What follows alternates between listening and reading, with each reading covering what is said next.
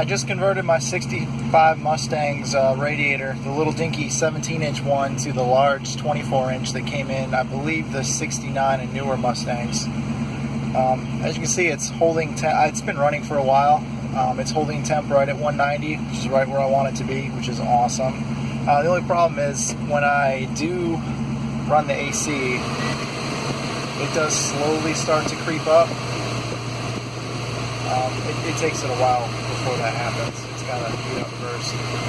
But man, vintage air, awesome air. I've got it in 2 of my old vehicles, and it's awesome. Love it. But let's go out in front and see how the radiator looks.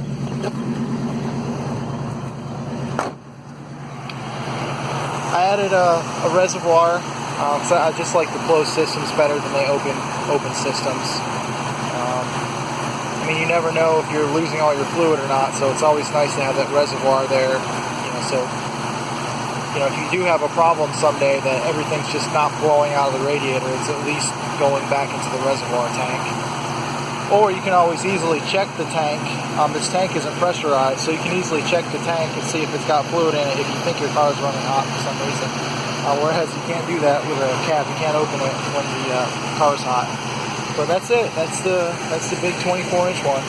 While I was at it, I completely redid the front of the motor as well because it was leaking. Put on a new timing set, brand new cover, brand new water pump. That's a high voltage alternator.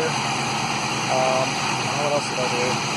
Oh, I had to relocate not relocate, but change the battery tray to the 67 and 68 style, where it kind of lops off that huge little 3-inch area that's stuck out over here, so it all fits closer.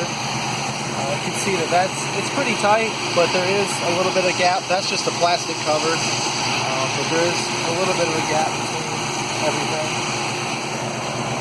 And you can see how large the vintage air condenser is. That's one of the problems. One of the reasons why I was having overheating problems is because the condenser was physically 3-4 inches wider than my actual radiator.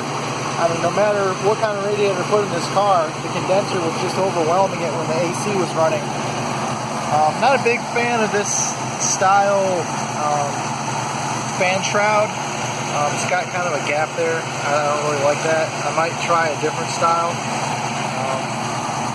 Yeah, that's pretty much it. And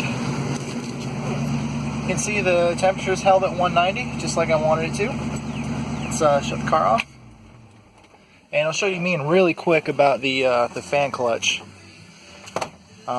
It's hot and it's at full temp, so this clutch should barely move when I flick it. And I mean, that's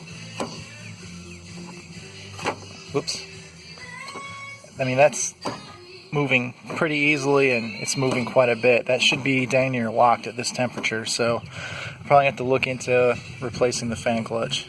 But that's it. That's the 69 radiator and a 65. They fit.